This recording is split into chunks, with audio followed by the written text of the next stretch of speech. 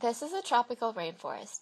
Tropical rainforests are mostly located near the equator, in places such as Latin America, Southeast Asia, West Africa, and the Pacific Islands. Thus, they are exposed to a wet and hot climate all year round. They cover less than 10% of the planet, but they contain over half of the world's species.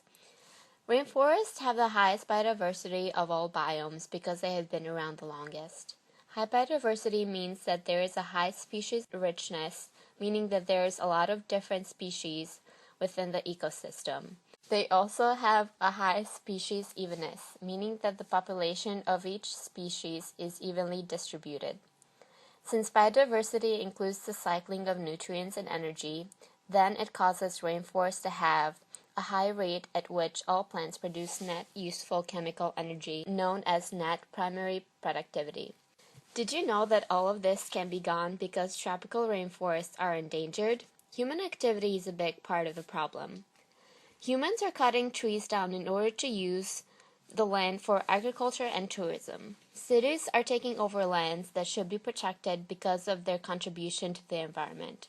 The trees are also cut down to be used as resources such as building materials. This kind of land disturbance can cause habitat destruction, which can lead to loss of biodiversity. As mentioned before, biodiversity is a big part of life on Earth.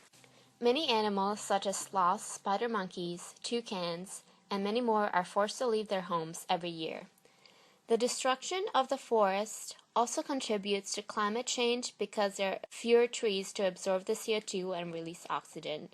This causes a positive feedback loop since the climate change leads to droughts in the rainforest, and this too can influence the different species because they find it hard to adapt since they are so used to the rainy weather.